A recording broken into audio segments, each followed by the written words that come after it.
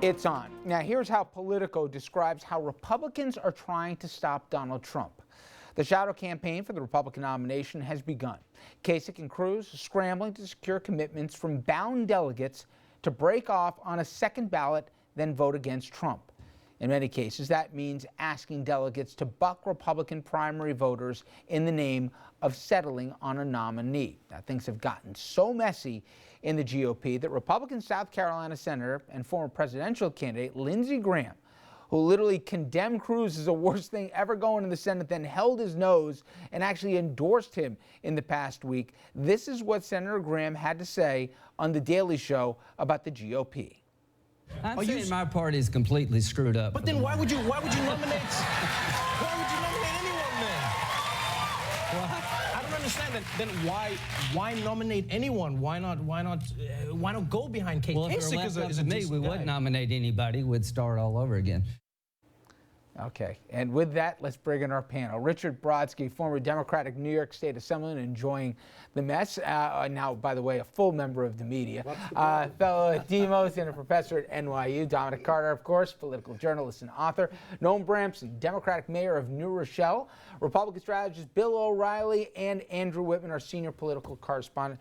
Guys, thanks for coming on. All right, Bill, I go to you as our resident Republican here. Sorry. And I actually put it in context it's a with turncoat. Yes, no, I put it in context because next month, I believe, Republicans are going to have a dinner a few days before the actual primary in New York State. We're actually going to have Ed Cox, a lucky guy here on Monday, who's going to explain where it is. But Donald Trump's probably going to win the state of New York, if you believe every poll, and probably win it going away. Do Republicans hold their nose? Do they endorse? Does the party chair? Does the party get behind it? I ask that because I already see two members of the Republican congressional delegation who've endorsed Trump.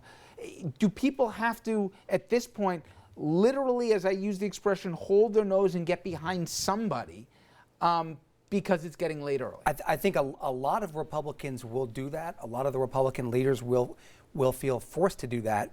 The nomination process, it's probably over, but it's not over yet.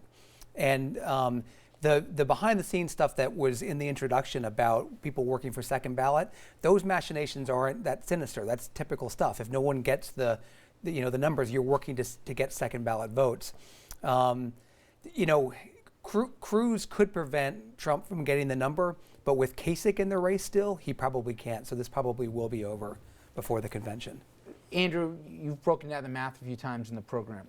Explain on the Schoolhouse Rock here. In effect, if Trump gets the magic number, that's game, set, match. Yeah. This is only if he doesn't get the 1,200 plus he needs, right? Only if he falls short of the 1,237, then it goes to a second ballot, and a certain percentage of the delegates are free at that point to vote for whomever they want. It actually depends on the rules of the Republican Party of the state. And that's where the jockeying is now. That's where the jockeying is right now. But the other number that we've been talking about lately is 29 delegates, which is what 538's estimate is that Trump's going to fall short. Can your party really take it away from Donald Trump if he's 29 delegates away from getting it? Sure. I'm sorry, let me qualify that. Without terrible repercussions in the November election? There'll be repercussions, but if he doesn't get the 1237, if he falls short, it's up to him to negotiate it, those extra votes. Well, he's a master negotiator. If he cannot negotiate that, and someone can negotiate a way to take some votes away from him, that's fair game.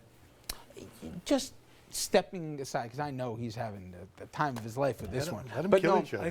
If he does fall short, okay, and I think people forget, the field started with 17 Republicans. I mean, I'm not trying to make Trump's case for him, but he said, listen, it's not like we had 2 or 3 like the Democrats did at the beginning. This thing was split up with 17 in the beginning and got so parsed out for the first few states.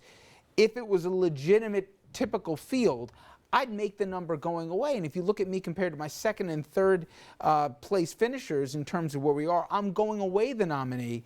Is it hijacking, or is all fair in love, war, and politics? Well, when Lindsey Graham says that the Republicans are screwed up, truer words have never been spoken. So I don't really think they have any good options in terms of their prospects in November.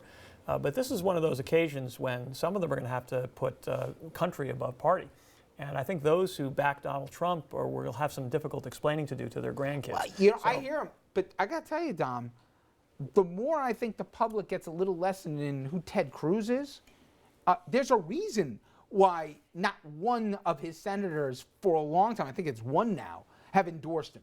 They hate him more than Hillary Clinton. I mean, and I can argue he's crazier than Donald Trump. I don't know, but Ted Cruz makes a good point that anyone who goes to Washington and upsets the apple cart is going to be disliked. Okay, but he also That's a valid he point. also chose. He's a classic conservative. Richard, I love Bill, so you know what that means. Yeah. I love I love you I too. met with Ted Cruz this week in I the love city. you He was too. a cuddly bear. But all of this regurgitating of Ted Cruz, it's going basically to what the mayor just alluded to. It's going from bad to worse. To go from Trump. Let me just finish, Mr. Brodsky, before your head explodes. But to go from Trump to go to Ted Cruz.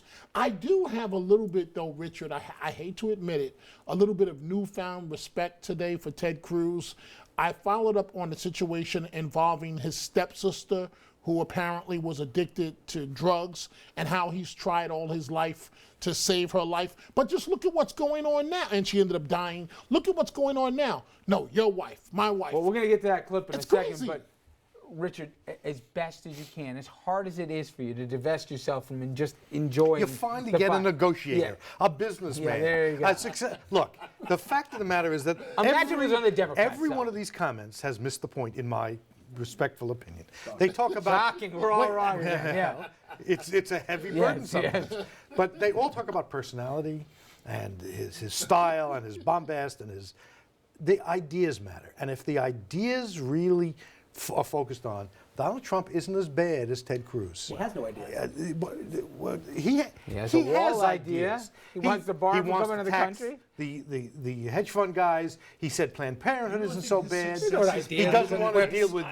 Richard, you really think his success so far in the primary has been based on his ideas and the issues that he's I put forward, or think is it the that personality? he has understood that Republican voters are not anti-Medicaid, they're not anti-Social Security, they're not for the rich guys, and that look, I'm not a Trump fan, but if I had to pick between Trump and Cruz, you want a competent right-wing No, ideologue? what I'm I asking don't is want Republican voters are basing this on policy and his positions Some. on issues and not on his that. personality? Some. Okay. So Yes. I got it. I agree with you halfway, Richard, but the half what I don't agree on is the more important half. So yes, you can make a case from our point of view as progressives that the policies that Cruz would implement as president would be even more harmful to the country than the ones that Donald Trump has articulated on the campaign trail. But the whole thrust of Trump's campaign, his message, is truly fascist. It's not populist, it's fascist. There's this appeal to violence, there's this constant demonization of the others, there's this elevation of strength above every other virtue. And for that kind of message to be validated in American politics would do lasting catastrophic damage to our country. Far be it from me to I'm sorry. defend that. When I've got Bill and Noam nodding together, I know that's when I got to move on. All right, now, wait a second. Yes, I has want lined up here. Dominic referenced the wife talk, okay? And I just want you to take a listen. If you missed it, again, there was an ad that was run that showed a nude Melania Trump. I can't believe I'm getting into this, but anyway. And it was, this is who you want as your first lady, support Ted Cruz. Now, Donald Trump, I don't think irresponsibly so, took this to mean that Cruz was behind it, given Ted Cruz's penchant for, let's say, twisting the rules or certainly the ethics of campaigns even to this point. And he said in so many words, careful or I'll talk about your wife.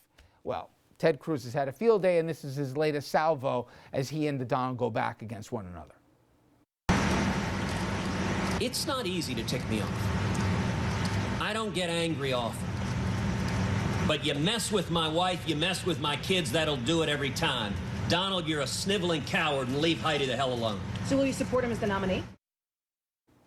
Okay, first off, this is a little bit better than the one yesterday where he literally lifted verbatim a line from Alan Shepard as president and Michael Douglas from, what was the name of the movie? The American President, where literally he repeated the thing with the Annette Bening character. I mean, line for line. He is now, not in your league. right. I'm sorry. I can't believe I'm saying this, but I think Trump wasn't completely out of line. Was not? No! Somebody puts a picture of his wife and they're supporting Ted Cruz. I'm supposed to give Ted Cruz the benefit of the doubt that he's not traveling in muddy waters of politics, given what he did to Carson and what he's done to a bunch of folks on the trail? Do we really give Cruz the benefit of the doubt here? Fall into the same trap. It's about the ideas. Ideas have more long-lasting consequences than personalities. And as abhorrent as a lot of what Trump has done, if you look at his voter, you can either describe them as fascist morons and Where are you going? You racist. just totally changed the subject because you still wanted to talk about it. You let him. You gave him the last word. That wasn't fair. Yeah. Richard, I could agree with you until we saw Donald Trump's response. Yeah. His response of putting up a picture of his wife and a picture of Cruz's wife, basically alluding to who has the better wife. I mean, is this third grade where you ask? Were you surprised? Where you ask Jenny? Were you to surprised? Go, no, but is this where you ask Jenny to go out with you in the third grade, and then you post up that you've got the best looking girle? I mean, this is for the presidency of the United States. You don't see this stuff in races for aldermans and stuff, do you? You do. Actually, I've seen stuff like this in campaigns before. I had a candidate years ago, and there was a reporter from a very prominent newspaper that was following the trail of whether this person was taking, antidepressant medication. It was like these kind of things get leaked out before. All the time. It happens all the time. And it should not happen. It's about right? the idea. It's about the idea. I agree with Richard on this one. So, Okay. I mean, I think we long ago established that there are no boundaries whatsoever around the way Donald Trump will engage people. I mean, all the norms of political discourse have just gone out the window. But it is about the ideas. So should we be more exercised about a classless guy who insults his opponent's wife? Or should we be more concerned about someone who wants to deport millions of people, someone who wants to carpet bomb civilians? I mean, these are the things that are Cruz is the vastly. carpet bomber. Well, that's right. And I'm saying both of these folks have ideas that are so abhorrent, so un-American, so deeply counter to our interests. We should be more concerned, it would choices do you more have. concerned it would about do- that than about It would do who's the personal Democrats a insults. world of good to focus on those ideas and not to characterize Trump and his supporters as I didn't fascist. Or characterize his supporters as fascists. I said the messages of his campaign as I will fascist. tell you, Very though, big I difference. would stay away from that. I don't know what's going to work.